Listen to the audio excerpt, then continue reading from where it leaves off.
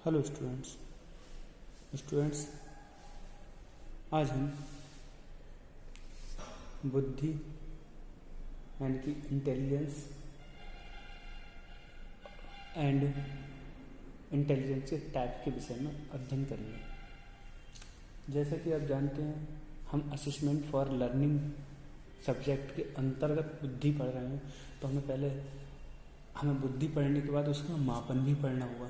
तो जब हम किसी चीज़ का जब तक मापन नहीं कर सकते जब तक हम उस चीज़ को समझ ना लें, तो आज हम बुद्धि को पढ़ेंगे, बुद्धि क्या है और बुद्धि के टाइप्स को पढ़ेंगे। बुद्धि स्टूडेंट्स हम कहें साधारण बोलचाल में कहें तो बुद्धि को एक साथ डिफाइन करना मुश्किल है कि बुद्धि है क्या, परंतु मैं अपने शब्दों में बताने का प्रयास करूंगा कि बुद्धि जो है एक प्रकार की ऐसी योग्यता है जो हमें अपने समस्या के प्रति चिंतन करने और उसे हल करने का मार्ग प्रशस्त करती है। ये मेरे अकॉर्डिंग है और हम इसे जब तक सही करके नहीं समझ सकते जब तक हम विभिन्न विद्वानों द्वारा बुद्धि के विषय में जो बातें कही गई हैं उसको नहीं पढ़ लेते या उन्हें नहीं जान लेते। तो हम आज बुद्धि का जब अर्थ जानेंगे तो हम उसके डेफिनेशन से समझेंगे। सबसे पहले कि बुद्धि के बारे में विभिन्न साइकोलॉजिस्ट या विभिन्न विद्वानों ने बुद्धि को क्या माना है। स्टूडेंट्स, जैसा कि हम जानते हैं कि निर्णय करना, ठीक से समझना और ठीक से तर्क करना ही बुद्धि है। अगर हम किसी के विषय में कोई निर्णय ले सकते हैं या ठीक से समझ सकते हैं या उसमें कोई तर्क कर सकते हैं तो वो क्या चीज़ है, हमारी बुद्धि कहलाती है। ठीक, नेक्स्ट पॉइंट आ जाता है इसमें, ये विनय ने कहा। उसके बाद आ जाता है टर्मन कहते हैं अमूर्त चिंतन की योग्यता ही बुद्धि है। Intelligence is the ability of think abstractly, मतलब अमूर्त रूप से चिंतन करना यानी कि मन में मनन करना, यही बुद्धि है। ये टर्मन बोलते हैं। उसके बाद स्टैन कहते हैं कि नई परिस्थितियों में समायन की योग्यता ही बुद्धि है। भाई कोई परिस्थिति आ रही है और उसमें हम समायोजित हो रहे हैं, एडजस्टमेंट कर रहे हैं, वह बुद्धि स्टैंड बोलते हैं। उसके बाद हम कह सकते हैं कि हेवर एवं फ्राइड ने क्या कहा है। हेवर एवं फ्राइड बोलते हैं शीघ्र अधिगम यानी जल्दी से सीखना अथवा सीख धारण करना, अधिगम को मतलब सीखने को धारण करना की योग्यता ही बुद्धि है। स्टूडेंट्स, एक बात मैं बताना चाहूंगा कि हम जब बुद्धि के संबंध में बात करते हैं तो हम ये नहीं कहते हैं कि वह चीज ज्यादा बुद्धिमान है। हम क्या कहते हैं, मनुष्य सबसे उत्तम यानी सर्वश्रेष्ठ प्राणी है। अब वो सर्वश्रेष्ठ प्राणी है क्यों? देखिए स्टूडेंट्स, जब हम सर्वश्रेष्ठ की बात करते हैं तो हमारे पास बुद्धि है, हम सोच सकते हैं, तर्क कर सकते हैं किस तरीके से हमें जीना है, किस तरीके से हमें उन्नति करनी है। वो क्या किसके पास है? केवल मनुष्य के पास है। जानवर तो कोई बस उन्हें तो खाना है और सोना है और जीना है, 3 काम के सिवा कोई काम है? उन्हें अपने सुबह उठते ही खाने की व्यवस्था करनी है। जानवर क्या है, शेर है, उठेगा उठते ही सोचेगा आज मुझे किसी न किसी का शिकार करना है, तब मेरे पेट में कुछ जाएगा और रात को होने पर किसी न किसी पेड़ की छांव में या फिर किसी गुफाओं में जाकर सो जाएगा। बस इतना काम है। वही मनुष्य है। मनुष्य सर्वश्रेष्ठ प्राणी क्यों है? वो जन्म से लेकर मृत्यु तक कुछ ना कुछ सीखता है और उस सीखने के अकॉर्डिंग वह इनसे विभिन्न कार्य करता है, खाने के भी सोचता है, भविष्य में क्या करना है उसके बारे में भी सोचता है। और ये बहुत सारी क्रियाएं होती हैं। जैसे एक आम आदमी, जब हम पैदा हुए थे तो हम कपड़े भी सही करके नहीं पहनते थे, पत्ते लपेट के घूमते थे। आज हम स्टाइलिश से स्टाइलिश कपड़े पहन रहे हैं, तो वो क्या है, किसकी देन है? केवल बुद्धि की ही देन है। समझ में आ रही है बुद्धि है क्या? तो हम कह सकते हैं कि मनुष्य आज सर्वश्रेष्ठ प्राणी बुद्धि के कारण ही है, क्योंकि जब हम लोगों की शुरुआत हुई, हम लोगों से मतलब जानवर और व्यक्ति, जानवर हमसे पहले भी थे। और जैसा आप लोग सुनते हो कि डायनासोर की पहले प्रजाति थी, डायनासोर हुआ करते थे, उनने कितना विकास किया, वो चांद पे थोड़े ना गए, मनुष्य तो गए चांद पे। तो ये जो सर्वश्रेष्ठ प्राणी होने का तमगा मिला हुआ है हम लोगों को, वो केवल किसके कारण? बुद्धि के कारण मिला हुआ है। ठीक है, तो अब हम डेफिनेशन के रूप में पढ़ लेते हैं कि बुद्धि, उपयुक्त निष्कर्ष के आधार पर कह सकते हैं बुद्धि कोई एक योग्यता ही नहीं है, बल्कि अति संक्षेप में कहा जा सकता है उद्देश्यों को लेकर निश्चित करने वाली योग्यता का नाम ही बुद्धि है।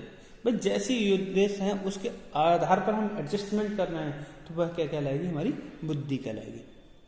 अब हम टाइप्स ऑफ बुद्धि के बारे में जान लेते हैं। तो हमारी ये टाइप्स ऑफ बुद्धि हैं, यानी कि बुद्धि के प्रकार। बुद्धि के प्रकार को जब हम बांटते हैं तो बुद्धि के प्रकारों को हमने 3 भागों में बांटा है। नंबर 1 है मूर्त बुद्धि, नंबर 2 है हमारी अमूर्त बुद्धि, नंबर 3 है सामाजिक बुद्धि। हमने बुद्धि को किस टाइप में बांटा है? 3 प्रकार में बांटा है, जिसमें पहली बुद्धि का नाम बताया हमने अमूर्त, वो मूर्त बुद्धि, दूसरे पर अमूर्त बुद्धि और तीसरे पर सामाजिक बुद्धि, यानी कि कंस्ट्रक्ट इंटेलिजेंसी, एब्स्ट्रैक्ट इंटेलिजेंसी और सोशल इंटेलिजेंसी। मूर्त बुद्धि वह बुद्धि है जिसके द्वारा व्यक्ति ठोस वस्तुओं के महत्व को ज्ञान प्राप्त कर सके। ठोस वस्तुएं जो दिख रही हैं प्रत्यक्ष रूप से, उनके बारे में हम जान सकें और उनके विभिन्न परिस्थितियों में उनका उपयोग करना सीख जाएं, तो वह बुद्धि हमारी क्या कहलाएगी?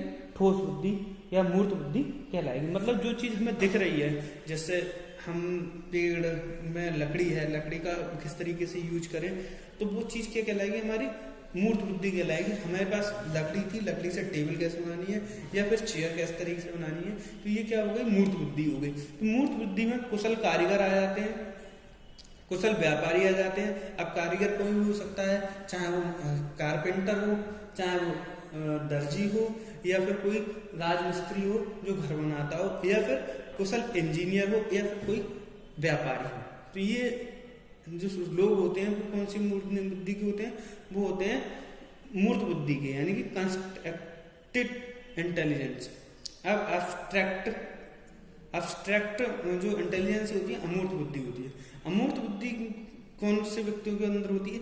जैसा कि नाम से पता चल रहा है कि अमूर्त, जो मतलब जिसकी कोई मूर्त ना हो, उसके विषय में जानना या सीखना, वो उस टाइप के जो व्यक्ति होते हैं उन्हें हम अमूर्त बुद्धि धारक कह सकते हैं। इस प्रकार के बुद्धि की सहायता से व्यक्ति शाब्दिक और आंकिक और प्रतीकात्मक संबंधों को समझता है। जिस बुद्धि में यह बुद्धि अधिक होती है वह अमूर्त चिंतन कर लेता है, यानी कि प्रतीकों को भी समझ रहा है, अंकन को भी समझ रहा है। मतलब जो चीज दिख रही है उसके पीछे की चीजों को देख पाने की जो क्षमता होती है वो अमूर्त बुद्धि में होती है। और वो कौन कौन लोग हो सकते हैं? जैसे कलाकार हैं, जैसे हम देखते हैं जो हीरो हैं वो अमूर्त बुद्धि धारक होते हैं, या कोई गणितज्ञ है, या कोई पेंटर है, पेंटिंग करने वाला।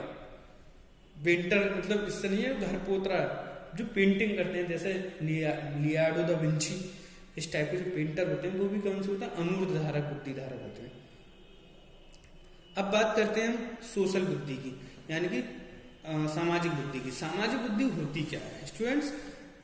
यह वह बुद्धि है जिसके द्वारा व्यक्ति सामाजिक संबंधों, सामाजिक कौशलों को सीखता है। यानी सामाजिक में जो संबंध है, चाचा चाची, फूफा, फूफी, इन या फिर हमारे दोस्त, माता पिता, अध्यापक, अंकल, मतलब कोई भी हो सकता है हमारे समाज में, जो भी हमारे समाज में कोई भी होता है, वकील, इनसे जो तो इस प्रकार हम सामाजिक बुद्धियों की कह सकते हैं कि जिसमें संबंधियों, मतलब जो सामाजिक संबंध हैं और सामाजिक कौशल को सिखाया जाता है और एक दूसरे की भावनाओं को और व्यवहारों को समझते हैं, वह बुद्धि हमारी कौन सी कहलाती है? वह बुद्धि हमारी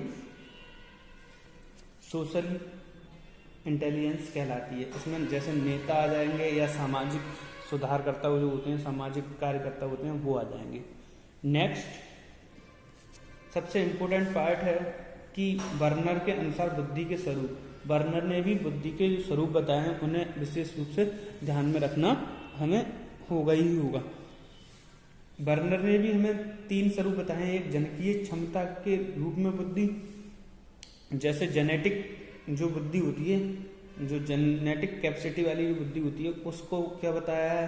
तो जेनेटिक बताइए। इस रूप या अर्थ बुद्धि पूर्ण रूप से वंशानुगत होती है। इस रूप में बुद्धि व्यक्ति एक वंशानुगत गुण होता है, जैसे कि जिसमें लिखा है जनकीय बुद्धि या जेनेटिक बुद्धि को मैं पहले बता दूं। जैसे मेरे पिताजी मान लो एक कारीगर हैं, तो अब वो कारीगर के गुण मेरे अंदर आ गया, तो वो कैसी बुद्धि कहलाएगी? जेनेटिक बुद्धि कहलाएगी।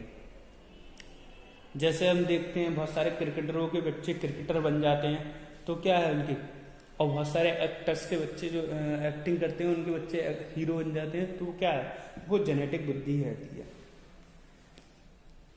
उसके बाद है प्रक्षेपी व्यवहार के रूप में बुद्धि, यानी कि ऑब्जर्व्ड बिहेवियर के रूप में। बुद्धि का ये वह स्वरूप है जिसमें जीन और वातावरण की अंतःक्रिया के परिणाम स्वरूप विकसित है, यानी कि कहा जाए व्यवहार से उसने कोई चीज सीख ली, तो इस टाइप की जो बुद्धि होती है वो ऑब्जर्व वाली बुद्धि या व्यवहार, मतलब उसने व्यवहार से सीख लिया, मैच खेलते खेलते सीख लिया, देखते देखते सीख लिया, या फिर कोई भी चीज़ देख देख कारीगरी देख देख कर सीख ली। इस टाइप की जो बुद्धि होती है वो कैसे कहलाती है? ऑब्जर्व्ड बिहेवियर कहलाती है। उसके बाद आ जाता है थर्ड टाइप की जो बुद्धि होती है वो होती है परीक्षण प्राप्तांक के रूप में बुद्धि, intelligence as a test score. मान लो हमने किसी चीज़ का टेस्ट बनाया और उसके आधार पर हमने बुद्धि का मापन कर लिया। जैसे हमें गणित का बुद्धि मापनी है, तो गणित का एक टेस्ट बनाया और उससे गणित का टेस्ट लिया, तो उस बुद्धि टाइप की बुद्धि को कहते हैं परीक्षण प्राप्तांक की बुद्धि। इसे सी नाम से कहते हैं, ठीक है, सी बुद्धि भी कहते हैं। Thank you very much.